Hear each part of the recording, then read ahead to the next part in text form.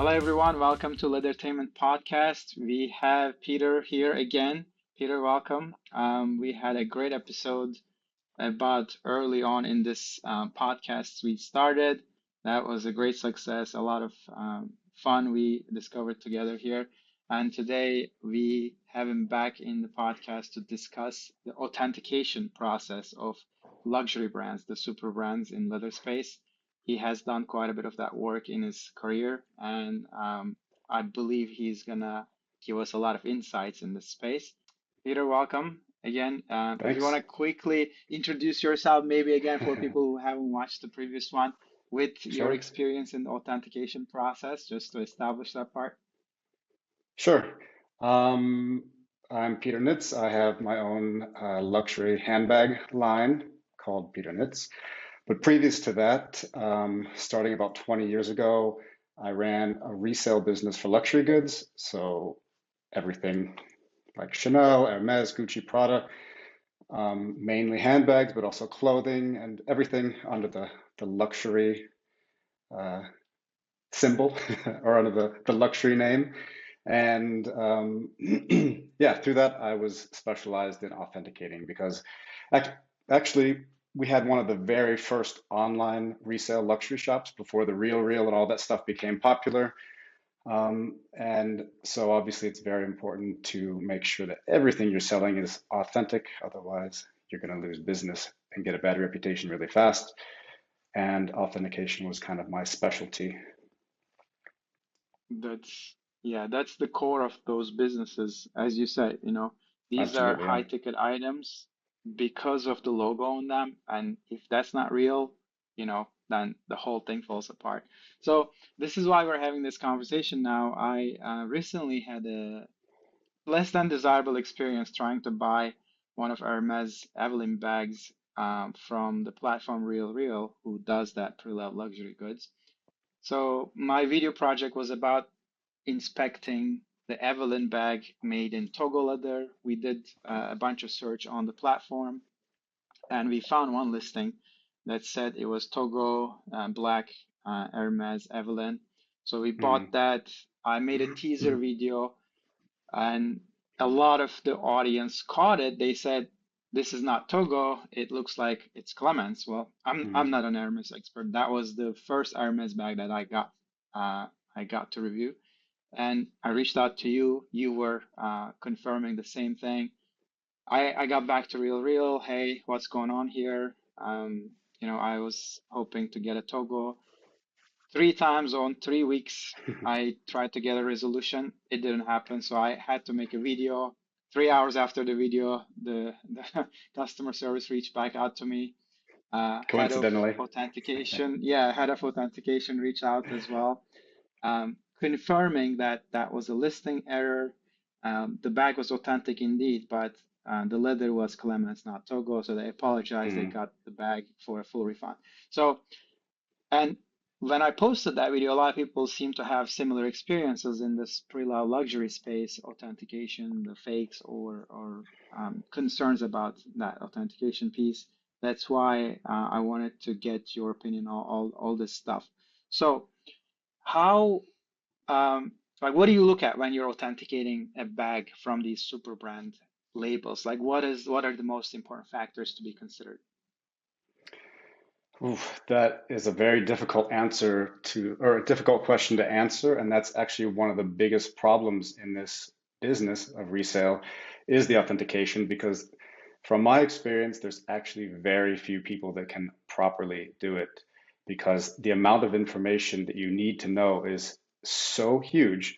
And we're also not talking about brands that have just, been producing for 5, 10 years. We have brands like Hermes that have been producing for, a century, or Louis Vuitton, or, Gucci. It's been around for decades. So a lot of people think that they can authenticate because maybe they know the last 5 years of items and how it was made and how the stamping should look and where the date codes are. But that obviously would change over decades. And how the policies that the companies have, how they're going to stamp it, obviously different manufacturing.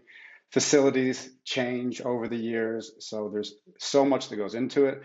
You really need to have a hands-on experience for years. Like when I had my business, I had thousands of bags coming through my hands, so I got to see everything.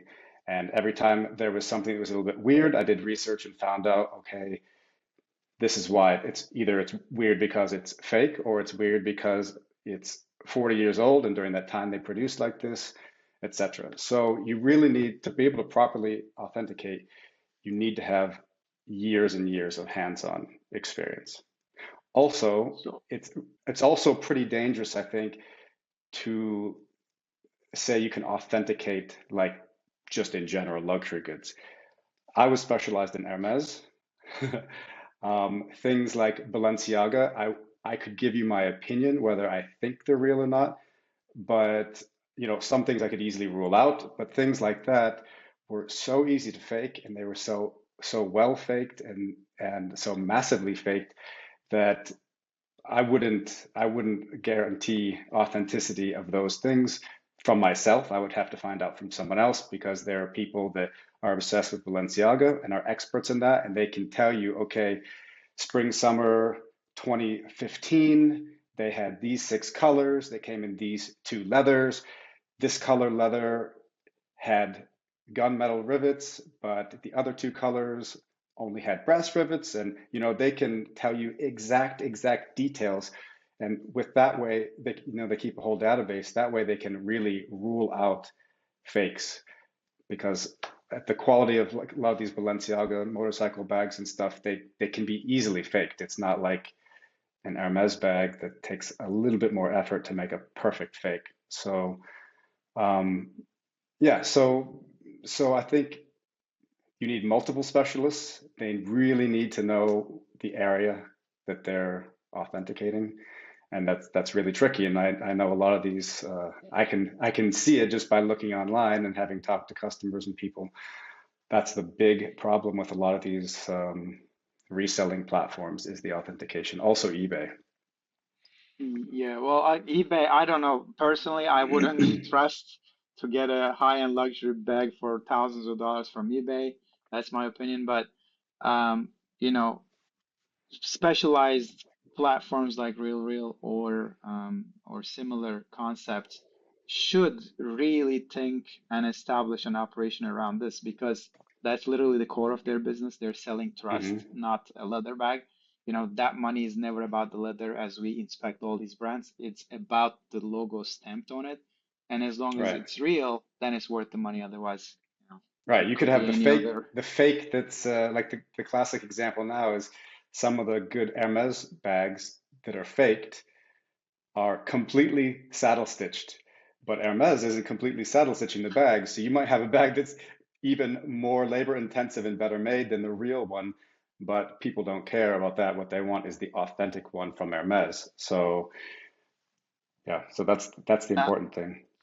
Absolutely. We're gonna get to that part to talk a little bit focused on Hermes stuff, since they're really big and unique in this space. So Hmm. I know a lot of these platforms using AI because the experts that you described has to have all this knowledge, brand specialized knowledge, multiple experts looking at some item to confirm, they're not missing anything, is not really feasible in the scale that they are doing this business in today. So they're using AIs. I think there's an app called Entropy. They send you a phone that's equipped with special software and some cameras. I think also the startup is in an incubator backed by LVMH right now. So they're Okay. also looking into the technology. So, uh, how much do you know about the AI's support in this authentication process? Since it's Nothing. super complicated, how accurate that could be? I could imagine it could be exceptionally accurate if all the information is put in. Um, I have no experience with the AI stuff, as it's very new, but I can tell you a lot of how they used to do it. For example, at the borders, at airports, when you're going through customs, they need to be able to tell, is it a fake Louis Vuitton bag that someone's bringing back from their holiday in Bangkok, or is it a real one? And what they have are like really thick books that show bunches of different models and talk about date stamps and show, if the monogram isn't lined up, probably blah, blah, blah. There's like some, let's say, standard things that they Guidelines. can like, yeah, they can convey to the person that, obviously the customs guy has no clue about luxury goods. So they're just going to look in this book and like look at A, point B, point C, and see if it matches those or doesn't match. But that doesn't take into account the fact that, in the 80s, Louis Vuitton was producing in the US, and that production line was different and had different details. And, there's always exceptions to all the rules. So that's where it gets tricky. So I can imagine with AI, that all that vintage information got entered as well, it could be very effective. But that was the big problem back in my time when I was doing it, and is that you had people that were authorities, or at least they had the authority to make decisions, and they didn't have the knowledge, but they felt like they did because they checked the official Louis Vuitton book and it said it shouldn't have, whatever detail on it, but it did. And therefore it's a fake, which is not necessarily true. Right. It is super difficult. And that kind of gets me to the next question. By the way, RealReal invited us to visit their authentication center.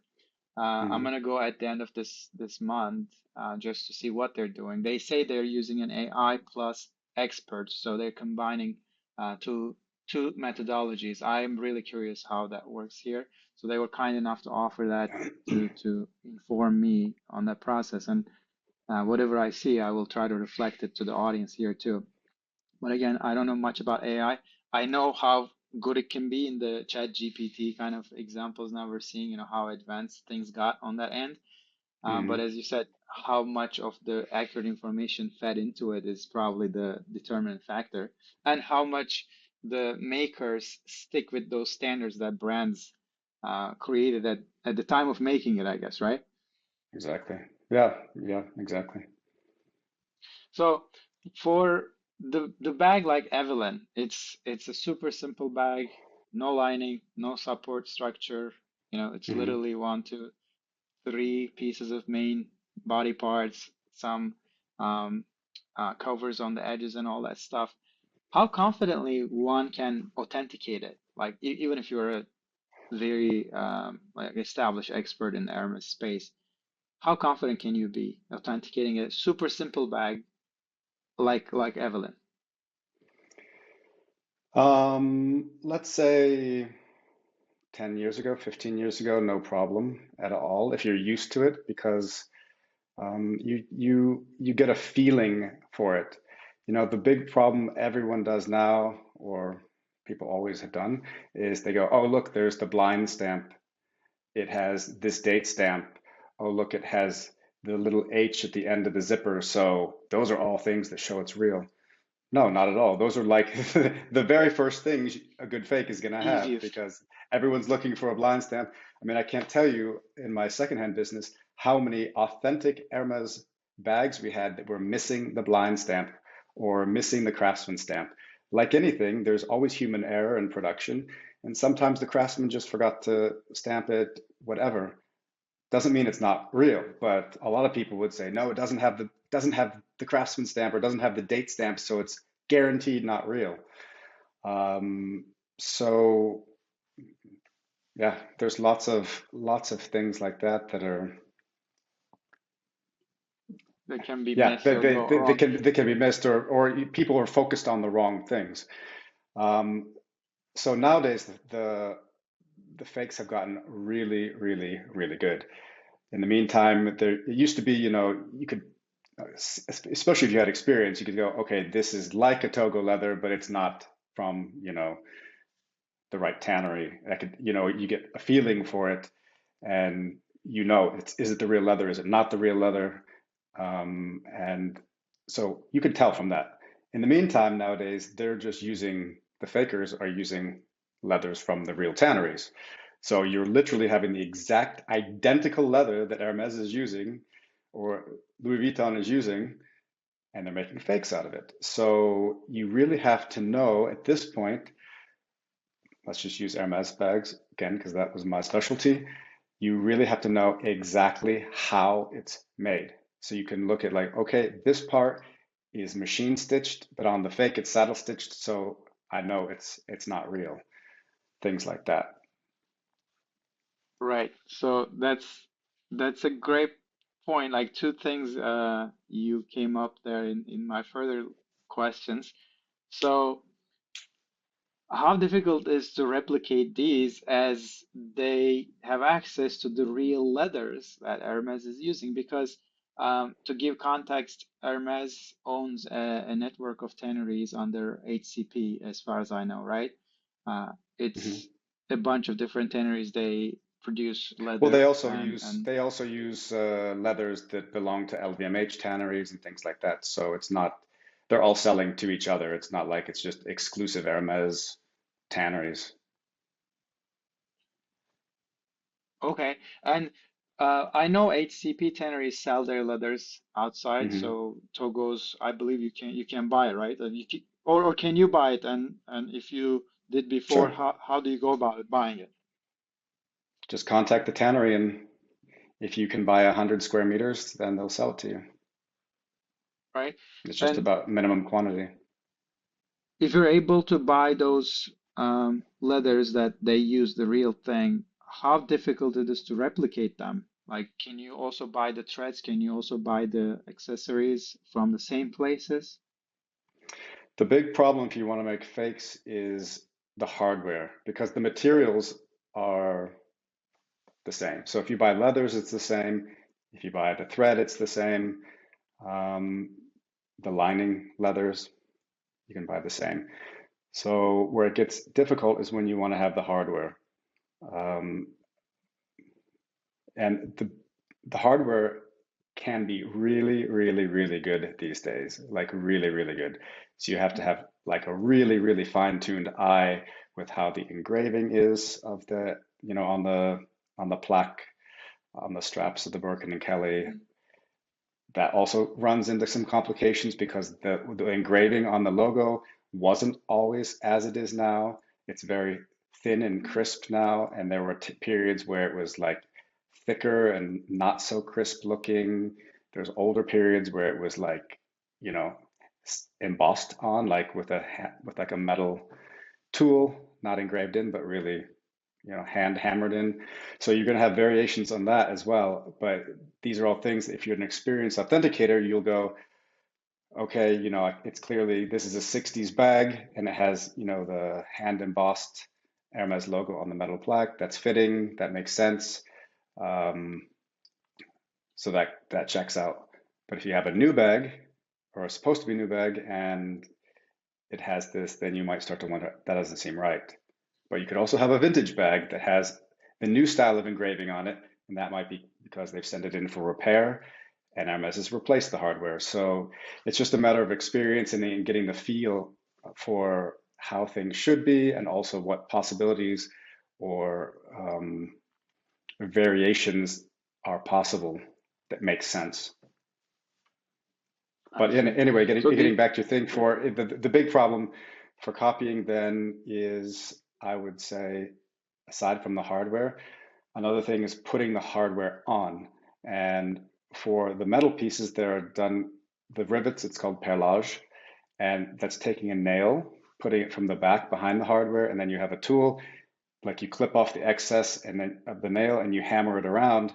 So you're creating a rivet head, and that's how Hermes applies those rivets. And basically none of the fakes. I don't know if I've ever seen, I'm sure there must be a fake doing it somewhere because you can learn how to do it, but I haven't seen any fakes with that yet. But that's usually a dead giveaway. That's like the first thing you should look at. Forget the date stamp, whatever. Look and see if it's real perlage or if it's just like a pop on rivet. You just have to learn what the difference is of how it looks.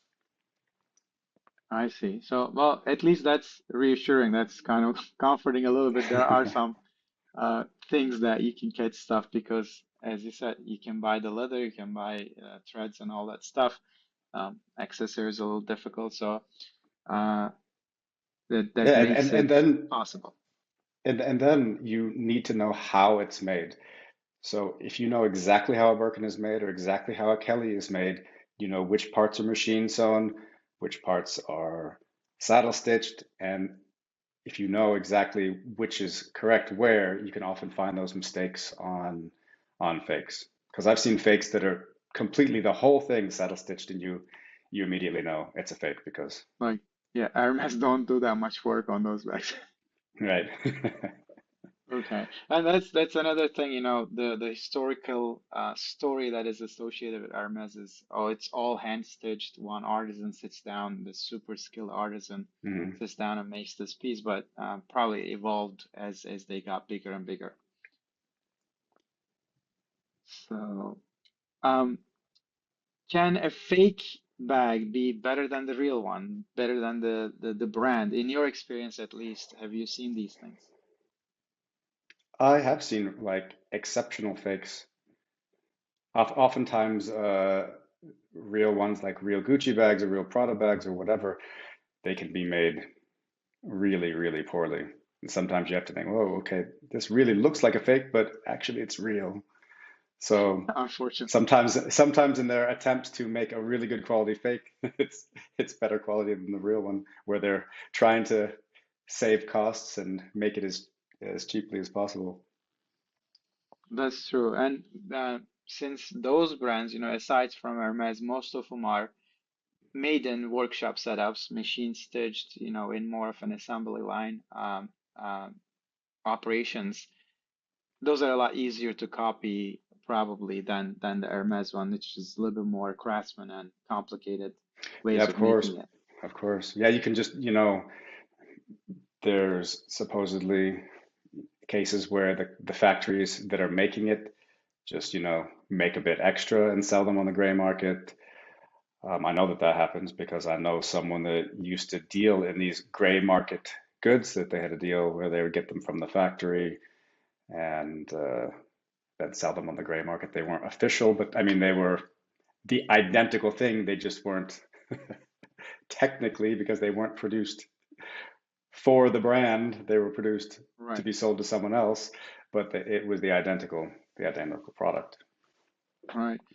Somebody was asking me, Canal Street in New York, they always have the story of like, these fall off the truck. They came on the ship, they Yeah, got lost or something like that.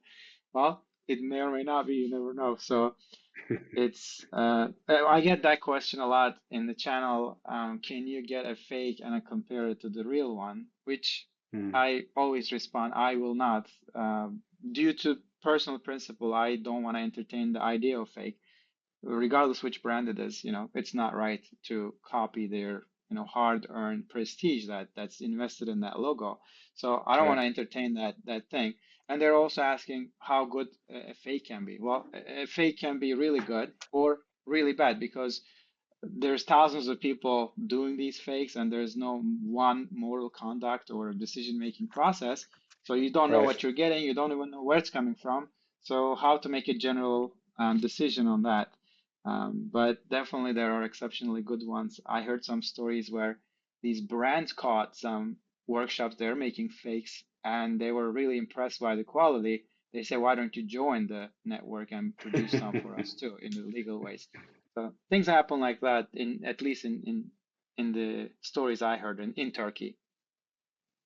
Yeah, I mean, it's been a while since I've been to Turkey, but last time I was there, I showed some interest in some bags, and the guy was like, wait, come with me. And so we like weaved through some back roads, and then he took me into a small room, and there they had like every like latest Bottega Veneta, Chloe, Celine, YSL. Burberry model, like perfect, perfect, perfect quality. The hardware, beautiful. And those are the cases where you really just have to know, like, you have to have a model from one of those brands that you know is the authentic one and compare it to it and see if it's how it's produced or if it's made exactly the same way, because those are like virtually impossible to tell.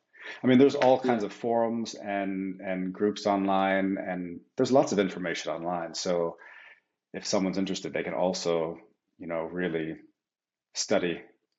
There's tons Oh of yeah. information about Chanel and all the Chanel date codes and how the hardware should be and how the Chanel logo is on the back of the hardware. And I mean, there's tons and tons and tons of information out there, but it's just a lot of information. It is, yeah, and it is a huge industry. Unfortunately, I see this, I hear this in Turkey. They call them branders or something like that in Turkish language. I'm just trying to directly translate it. These people ha made careers out of this. They're just, it's wrong or right. It's not for me to judge. They just keep making fake bags of the things, and then it goes to the touristic areas where Russians and a lot of people from Middle East, they come in, Europe come in and shop these goods. Because they look super Of good course, and a fraction of the it's cost. not a surprise that it's a huge business. I mean, the real luxury good business is massive, and only a small percentage of the population can afford it. So imagine how big the fake market must be because they're appealing to an even bigger audience that can afford much more, including the people that can afford the real ones who think it's fun to buy something that looks just the same and no one else can tell. I mean, I know plenty of very, very wealthy people that also buy fakes just because whatever, they're on vacation, they think it's fun, it's only 400 bucks or whatever, and they themselves don't even see the difference. So Right. why not? So I mean, Who it's a cares? massive, massive, massive business.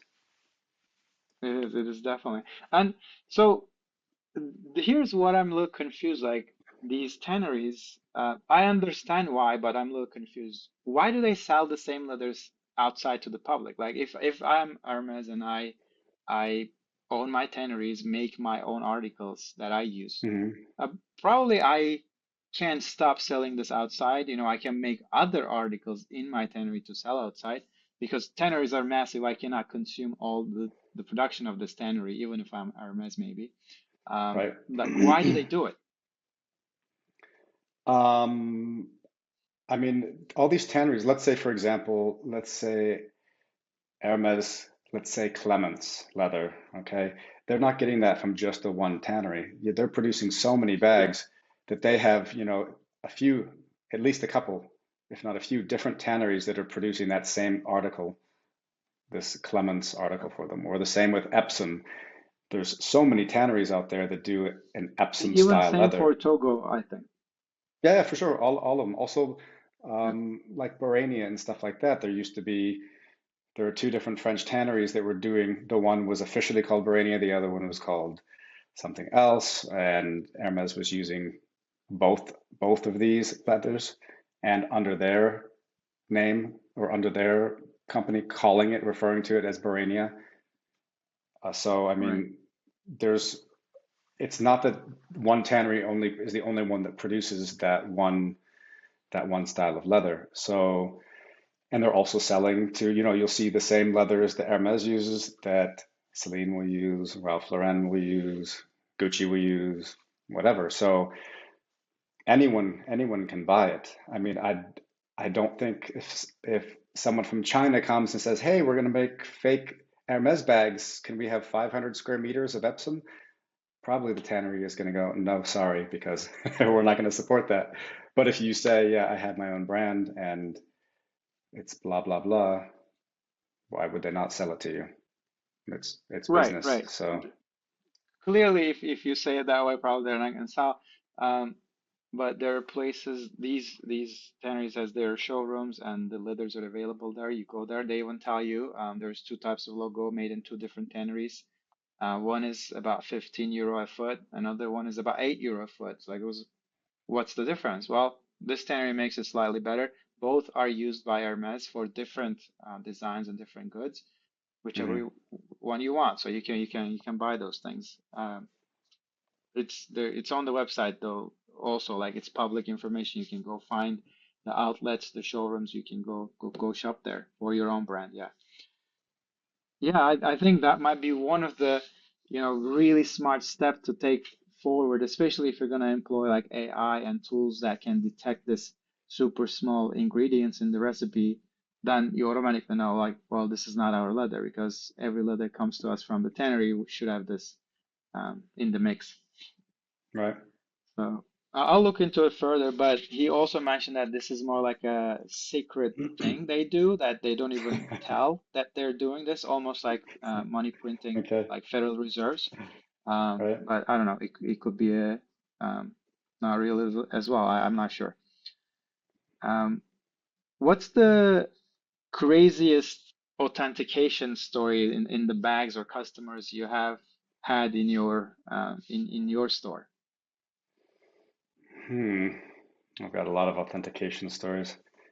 I just recently had one. I mean, I had been out of this business for a while, but I recently just had a client here in Zurich that probably 15 years ago I sold her Croc Hermes Birkin. And she messaged me saying that, hey, I have a problem. I just took it to a big auction house. I won't say which one, but one of the biggest ones. And I want to consign it, and they told me it's a fake and they won't accept it. So I'm like, well, come over to the atelier. I can assure you 1000% this is not a fake. So she came by, brought it, and then, I said, okay, I haven't seen it in 15 years, but again, I see it now. No worries. I can promise you, I would bet my life on it. It's for sure authentic. And I said, what did the expert there tell you? Why did she say it's not authentic? And so she opened the bag, and inside where the strap attaches, she's like, yeah, see, she pointed to this stitch in the back where this one stitch was a little bit longer than the other. I'm like, okay, that has like literally nothing to do with anything, especially since that part is like actually saddle stitched on where the strap attaches. So, I mean, that was the most ridiculous thing. I forget Inevitable. what else. It was like a couple another thing was like the Hermes logo where it was embossed on the front. There was part of like there's the grooves between the croc skins or the scales. Yeah. It was partially stamped. One of those lines went through it. She said Hermes would never, do a stamp where that goes through it. I'm like, it's that's the most ridiculous thing I've ever heard. It's like these are all natural materials, especially croc skin has, different markings and patterns everywhere. That's the beauty. Like I could just tell everything that she pointed out a few more things. I'm okay. This authentication person has not one single clue what they're doing or talking about. So I quickly Googled the team on their website to see who it was, and it was like some girl that looked like she was like 25 years old. And I thought, and she was Oh, like head of luxury sales or luxury specialist. And I thought, okay, so I sold this bag when she was, in diapers, and she literally has no idea what she's talking about. It's really embarrassing. I didn't do it, but I was very tempted to contact them and say, look, you should be careful because you're really giving yourself a bad reputation because we're talking about, like a 50, $60,000 bag that they wanted to yeah. consign. So not only do you lose out on that sale because your specialist doesn't know what she's talking about, but you also put me in a bad light because then my client gets scared that I sold them a fake, and also you cause the client a huge amount of stress because they're paranoid. So Right. she felt a bit better, and I explained to her and showed her everything. And I said, look, if you want to be absolutely sure, then just she said, because I don't want to take it to Hermes because I've heard that if you ask for authentication and they tell you it's not authentic, then they confiscate it. So I Hmm. said, well, just do this. Just take it into Hermes and tell them you want a spa treatment, cleaning up the edges and Hmm. repairing anything that needs repaired, like stitching and stuff. And I said, if they do it, then it's clearly authentic because if it's not authentic, they're not going to do it. They're just going to give it back to you and say, it's not real. We're not going to do cleaning or repair. So she did that, and of course, it was authentic. So, yeah, that was like the most recent thing. But we had lots of problems, back in the day with eBay set up this, it was called a VERO system. I'm not sure if they still have it because I don't really sell on eBay anymore, but they had something called VERO, VERO, and they appointed, Hmm. I don't even know who they were, but different people who had the authority. I think they were representatives from different brands. Like Chanel would have a person or a few people, Hermes would have someone, blah, blah, blah. And they had special admin access that they could look at all the new listings of Chanel bags, let's say, and any ones that were fake, they could just end the auction, delete it off. So Oh, okay. it's gone. So they had the power to do that. And there was like, that was really difficult because I kept having items ended all the time because apparently there were people that, let's take Chanel because it was happening a lot with Chanel. Right. Um, at first I thought, okay, this is someone that just doesn't know. You know, Chanel made lots of vintage pieces. They don't know because I know this is, 1,000% authentic. And then you have to go through a whole process of contesting it, and sometimes you couldn't get it listed or get it relisted again, and it was really a big hassle. And then it started happening so much, I started to realize or think or suspect that Chanel was doing this on purpose to discourage reselling of their bags. They wanted, of course, all these brands have no interest in people going out and buying vintage. They want them to buy a new bag from them in the shop. So lots of the boutiques also stopped, let's say, different ones at different times, but they stopped authenticating bags in the shop. Like if you brought a vintage Gucci bag to the shop, they would send it in and tell you, yes, this is real and it's from the 1960s, blah, blah, blah. They don't do that anymore. Um, for a couple of reasons. One is because you would have people taking stuff to the shop. It would be some sales assistant there would say, "Oh yeah, that's real," or "No, it's not real," and they were wrong because they didn't know what they were talking about, and then it caused lots of problems, and people wanted to sue, and they were upset, and so like Hermes, I know did this as well. Like the salesperson could say, "Oh yeah, it's a real one." So it started happening so much on with Chanel items that I got a lawyer and threatened to sue Chanel because I have a legal right to resell any authentic Chanel item that I want. Right. And what they're doing is harming my business and all this kind of stuff. So it was like a big thing, but in the end, we got put on like some safe list as, as being trust. They put it like that, like, okay, it's just to make sure that, prove that you're only selling authentic stuff. But I think it was actually a lot more of they were just trying to, this is early days of eBay. This is like, you know, Right. almost 20 years ago. So yeah, there was a Right. lot of a Well, lot of drama with that whole Vero system. I don't know if people still have problems with that now. Like I said, I'm not selling on eBay anymore, but that's a big problem. Yeah, when you were like a private seller trying to sell stuff, and the big brands are there with the full power, being able to just delete your. They didn't just like end it and you could relist it later or something. Nothing. It was like literally deleted off the system. So if you spent like a half hour writing a really nice description and preparing the photos and all that, it was all deleted off, completely gone. that's crazy. That's Mm, crazy. But I kind of see why they were trying to put a system like that. And I don't know, today, given a lot of platforms are specialized on this now, maybe eBay mm, doesn't have that much business on that area anymore. I'm not really sure. Even the specialized ones are having those issues. So many people were commenting in my RealReal post. They say like, yeah, their experts are like these 20 years old guys. They've yeah, never seen a leather yeah. guy before. They're, But they're the authentication expert.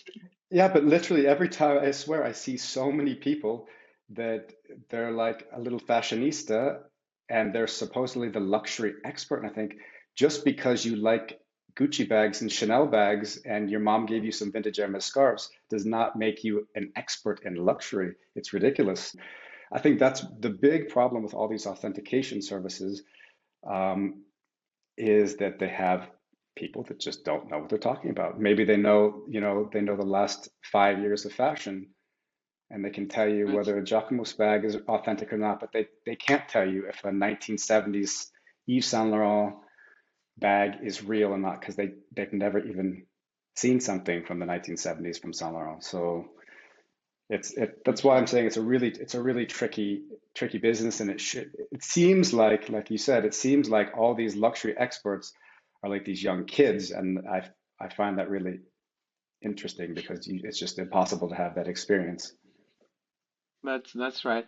But um, well, the area is booming. There's so many of these platforms selling Mm, these bags, authenticating. I think maybe one of the aspects is if I buy a bag from one of these sites and they say, okay, there's a certificate of authentication here, we verified it with our experts and AI. That's all I need from a ethical and emotional standpoint as a customer, right? Because at the end of the day, as we said, leather and bag is only a small portion of this equation. You know, it's virtually worthless when you compare it to the logo on it. So what right. is being traded is the prestige of the logo.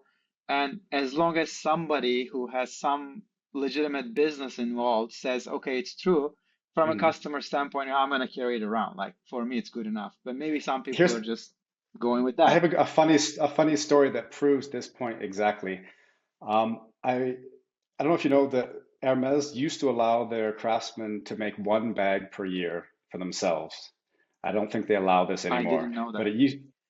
they used to be able to one bag per year, and Well, that's it would interesting. get For like what? Like to sell it or use it? Like what's Hermes never lets you sell anything.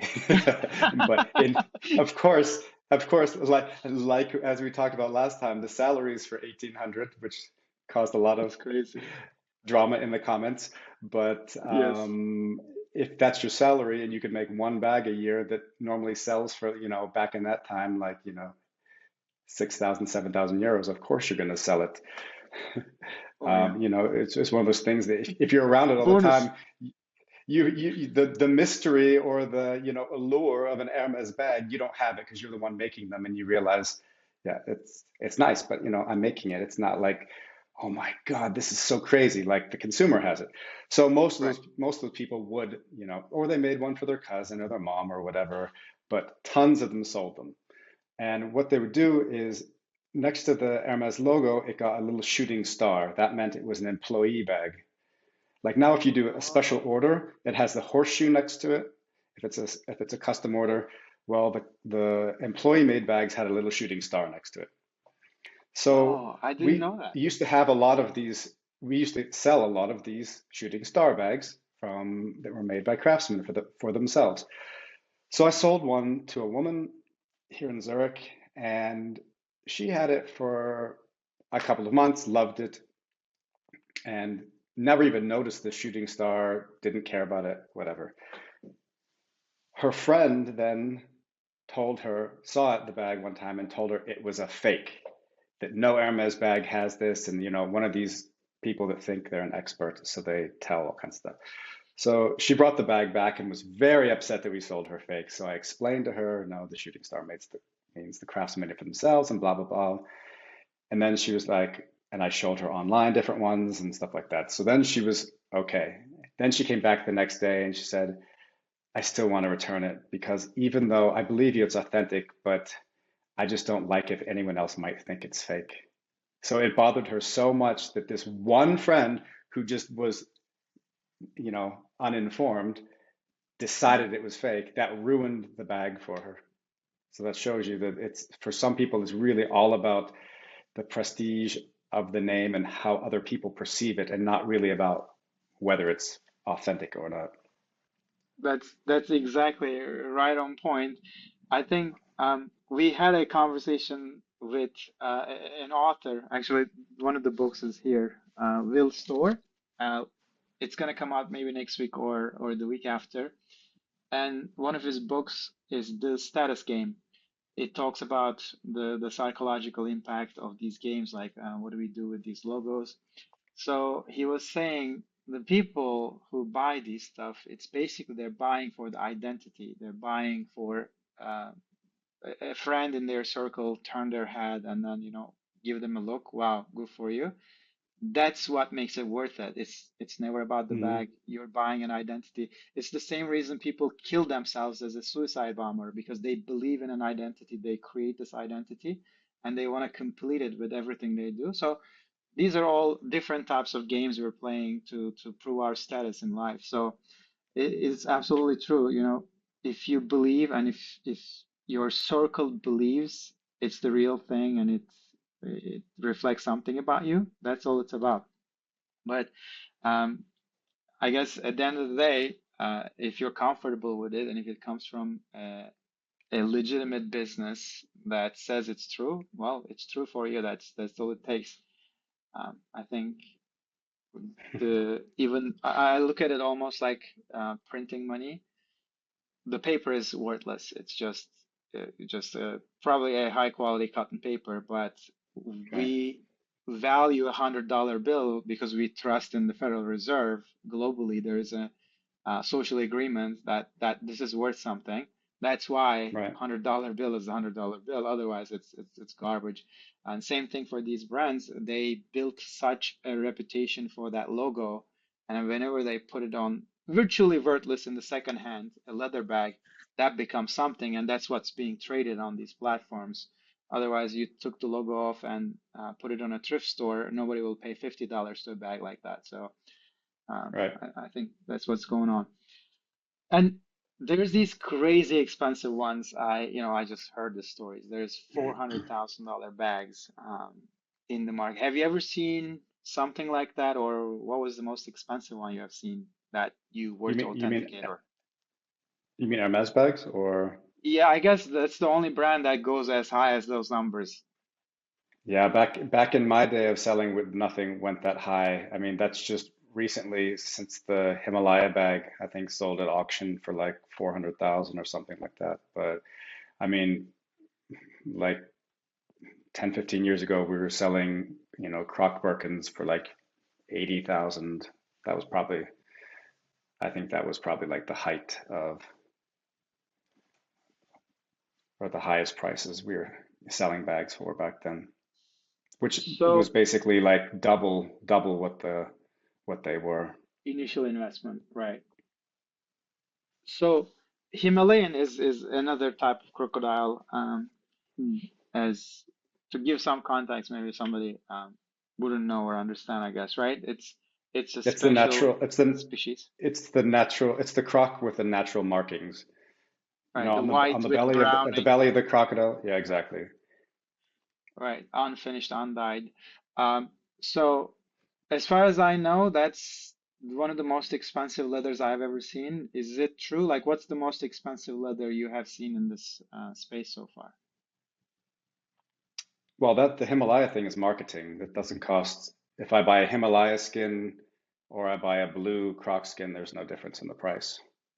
So the So you pay almost the same price yeah, for there's no crocs. difference.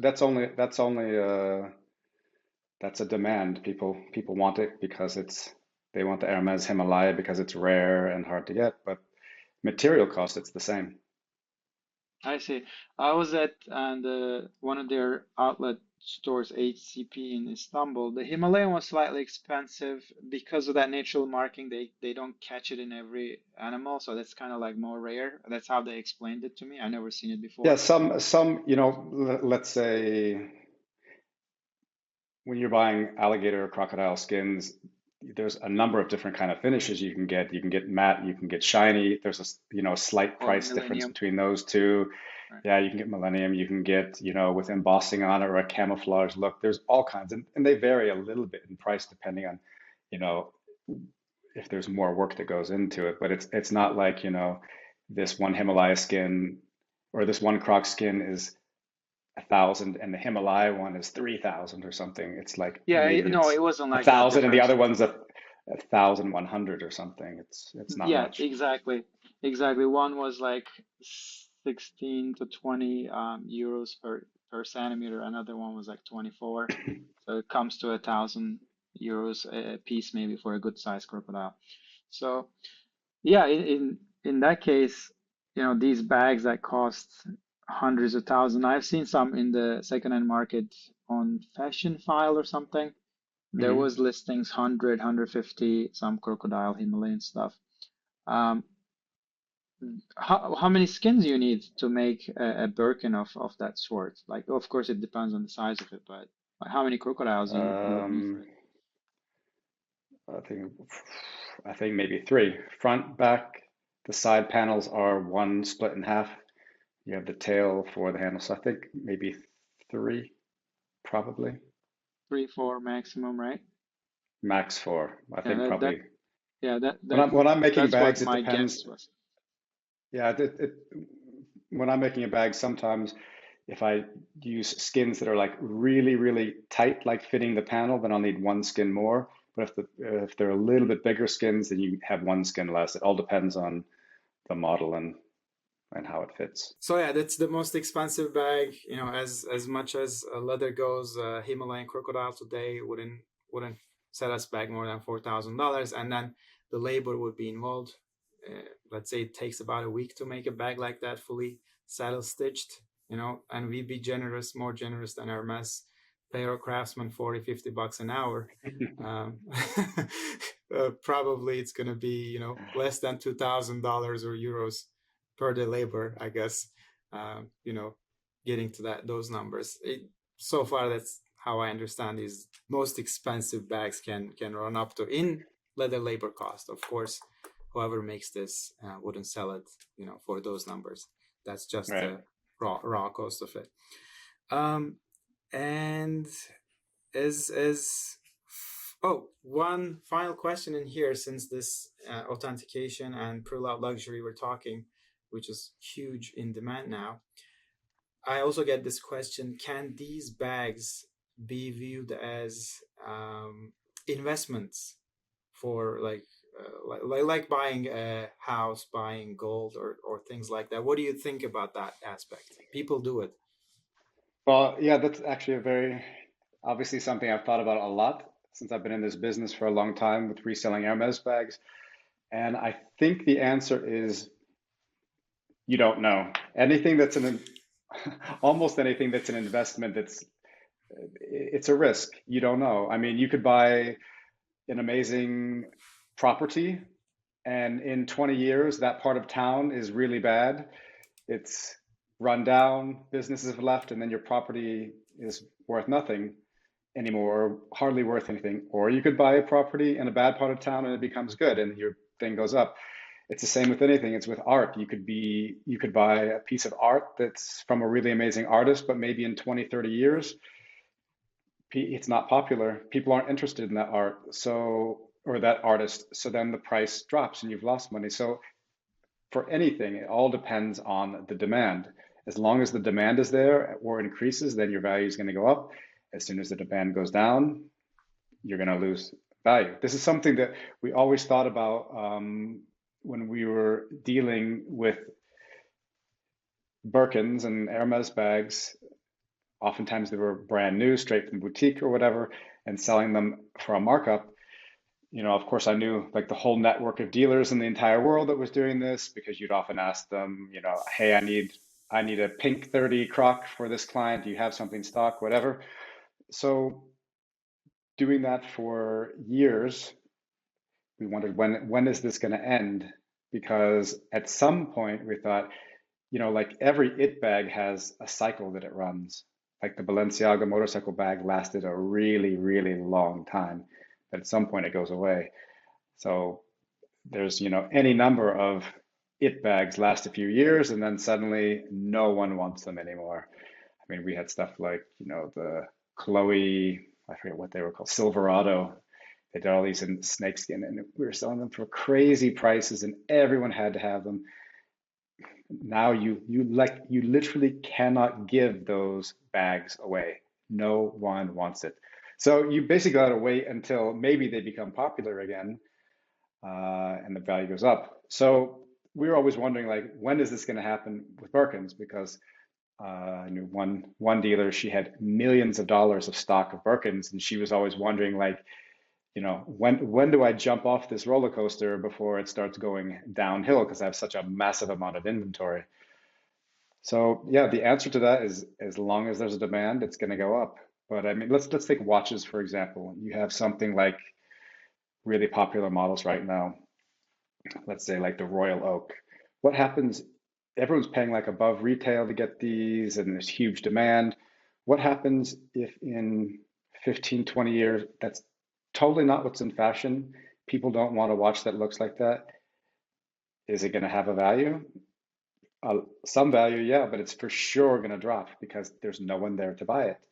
So any of this stuff, it's a little bit ridiculous to say, like, of course people want to sell it and everyone wants to promote it as an investment because first of all, it sounds okay, maybe not now anymore, but starting 5, 10 years ago when it was kind of a novel idea that a handbag could be an investment. Media loved writing stories about that, and it's also a great way for someone to justify their purchase to their partner. Like, look, yes, it was 10,000, but it's an investment. Look at this New York Times article; it says it's an investment.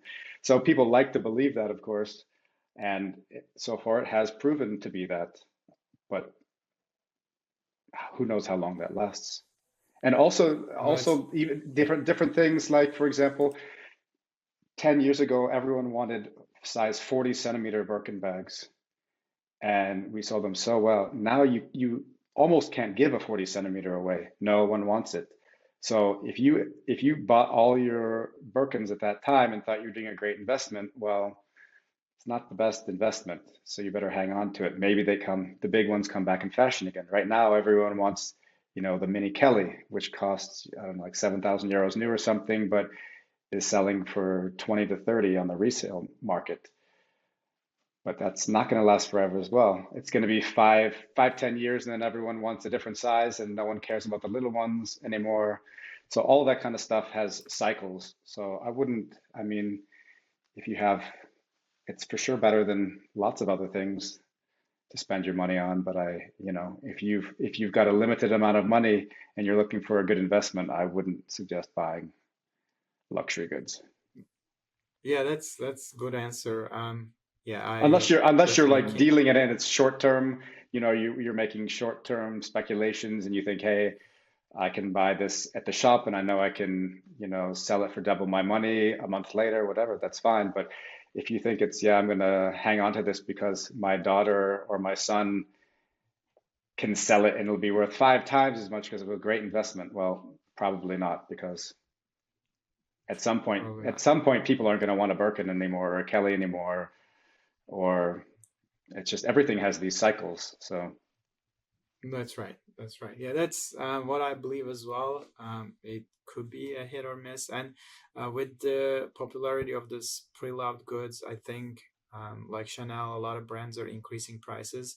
Maybe part of mhm. the strategy is increasing this perception of these brand purchases can be an investment, because as Of the course, brand new price goes of up course. significantly, then secondhand prices go up as well, Hmm. and everyone starts immediately confirming like, oh yeah, this is a Hmm. great investment because For sure. I paid 3 grand and now I can sell it for 7,000 on the secondhand market. So yeah, Yeah. maybe they're also changing their mind about their goods being resold in the secondhand market, and that they're playing to it, who knows. But yeah, gotta be careful what you're investing in, for sure, as always. One last time, you, as we mentioned before in the beginning, you have your own atelier and you do custom pieces as well. What else you do? How people can find you, your services? Let's repeat that one more time for people who are interested in getting more information, getting a bag, Hmm. custom ordered by with you. So where do they find you? Yep, you can find me at peternitz.com. That's for my brand, Peter Nitz, where we're doing everything bespoke, 100% saddle stitched by hand here in Zurich, Switzerland. Not like Hermes, better. That's what we say. Everyone that already has Hermes comes to Peter Yeah. Nitz when they want something a little bit different. And I also teach leathercraft in person in my atelier for private lessons if people want. And I also have online tutorials on my website, atelierpeternitz.com. So if you're interested in learning how to make luxury leather goods yourself, I have, I think, like over 30 tutorials on everything you want to know about how to make a high-end luxury handbag. I am a student here of that online courses. Mm-hmm. Exceptionally well done. I watched maybe 5 to 10 of them so far. As I find time, I just go for fun. I don't even get to practice it. I don't find the time yet, but I think those are the most well done instructions that I've seen in this luxury, saddle stitch luxury bag making space. Of course, you Thank can you. find some things on YouTube, but this is another level. I really appreciate what you have put together there. Anybody wants to learn, I highly, highly recommend it. And if you are into making your own Kelly bag or Birkin bag, it's not really that difficult. If you start learning from these things, you might get there one day and you can make Absolutely. something for yourself. Absolutely. Yeah, awesome. Good. Thank you, Peter, again. This was Thanks. Good to awesome. talk to you. Yeah, same here as always. We'll stay in touch and appreciate you being here.